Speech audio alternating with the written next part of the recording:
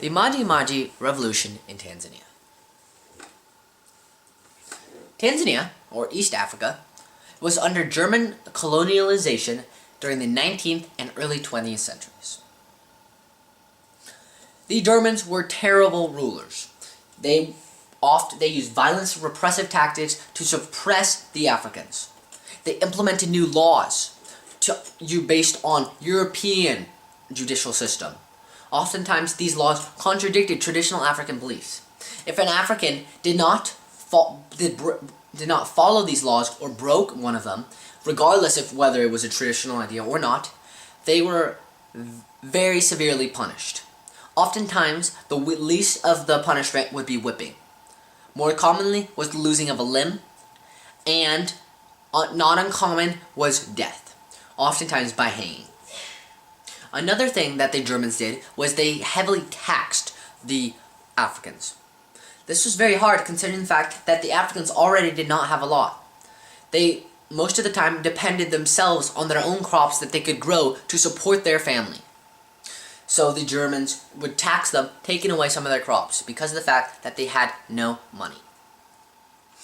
The Germans also relied on forced labor, specifically the building of roads and other colonial buildings.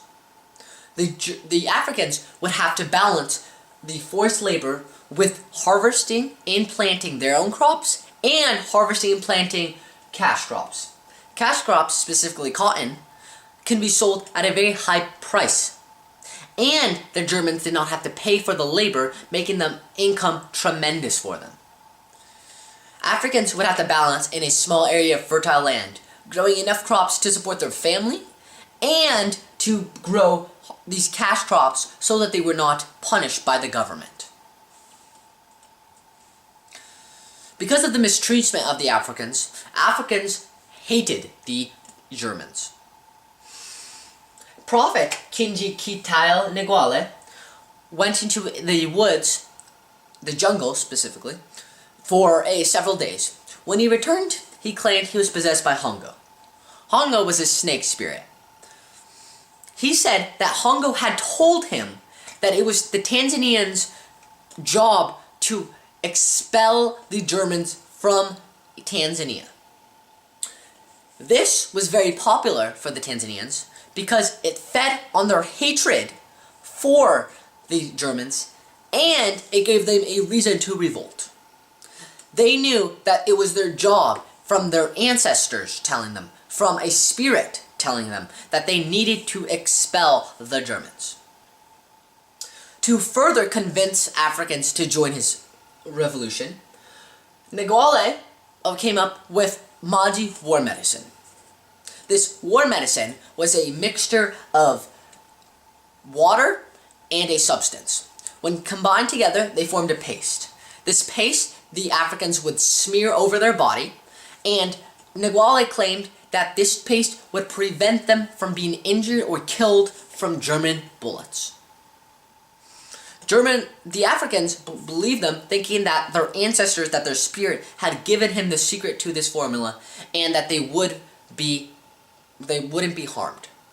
Negwale preached to them, saying that this would not be a war. It would be a slaughter. The Germans would not be able to harm them.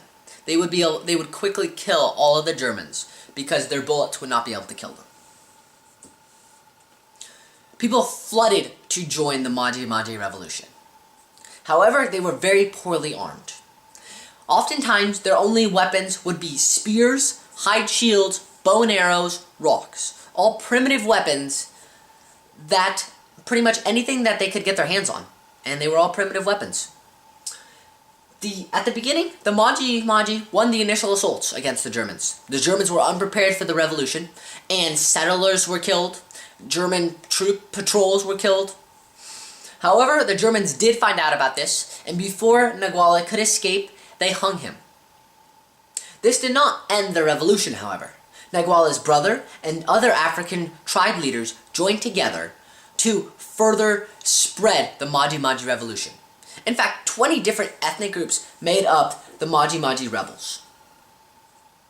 The Maji used guerrilla warfare tactics. They would attack certain areas while they could of the German soldiers and then retreat. The Germans slaughtered the Maji in any open conflict. However, even though they were killing them by the thousands while only losing few men, they knew that they weren't going to win the war this way. The Maji had too many men. They were in the hundreds of thousands, while the Germans only ranged in the tens of thousands. So to end the revolution, the Germans targeted their crops and their food supplies. However, to find where these crops and food supplies were, they had to pressure the civilians.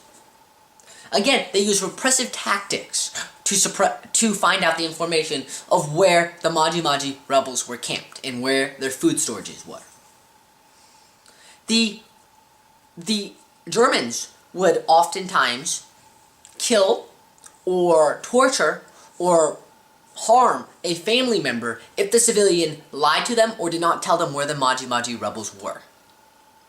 When the Germans knew where the Maji rebels were camped and where their crops were and where their food supplies were, they would attack, again using guerrilla warfare as well, attack that certain area, kill the men, burn the crops, take some of the food to go, and burn the rest. This was very effective. By the end, the Germans had completely suppressed and killed morale for the Tanzanians. However, they kept on revolting. The leaders of the Maji revolution did not want to end the revolt because they knew that if they ended it, they would be all be hung as for treason. In the end, however, because of starvation, they gave in. Their men survived. However, all 68 tribal leaders were hung in public. Hanging them in public served in hurting Tanzanian morale. The Tanzanians believed that they were forever stuck with the Germans. That even though they completely outnumbered the Germans, they could not win them because of the fact that the Germans had superior military technology.